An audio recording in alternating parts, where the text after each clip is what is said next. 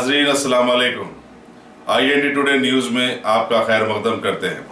आइए देखते हैं ये तफसीलात। संगारेड्डी डिस्ट्रिक्ट में जहीराबाद म्यूनसिपालिटी के आरज़ी मुलाजिमीन ने जो पिछले 2 दिन से हड़ताल कर रहे हैं, अपनी हड़ताल में शिद्दत पैदा करने का ऐलान किया है। उनके मुतालबात में उनकी मुलाजिमतों को मुस्तकिल करना, इंश्योरेंस के इस्तेफादे की सहूलत और तनख्वाहों में इजाफा शामिल है।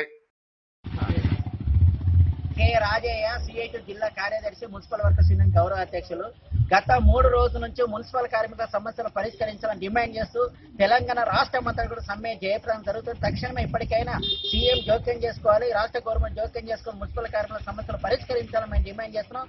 ఇలా రెగ్యులరైజ్ చేయాలి. ప్రత్యేక గత 20-30 ఏళ్ల నుంచి పనిచేస్తున్న పర్మనెంట్ చేయట్లేదు, ఎన్నికల ముందు పర్మనెంట్ చేస్తామని చెప్పిన ముఖ్యమంత్రి అలా కనీస వేతనం ఇలా ఎంపీలు ఎమ్మెల్యేలు రాష్ట్రపతి అందరి జీతాలు పెరుగుతున్నాయి, కానీ తెలంగాణ రాష్ట్ర మున్సిపల్ కార్మికుల జీతాలు పెరగట్లేదు. అందుకే కనీస వేతనం 18,000 రూపాయలు చెల్లించాలని డిమాండ్ చేస్తున్నాం. అక్కడ ప్రమాద బీమా 10 లక్షల రూపాయలు ఇవ్వాలి, ఈఎస్ఐ సౌకర్యాలు ఇవ్వాలి. ఆ రకంగా మున్సిపల్ కార్మికుల సమస్యలను పరిష్కరించాలని డిమాండ్ చేస్తూ సమ్మె చేస్తున్నాం.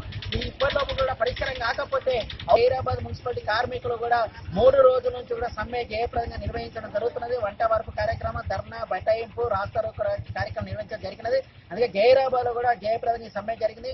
గవర్నమెంట్ ఇప్పటికైనా దిగి రావాలని మేము డిమాండ్ చేస్తున్నాం.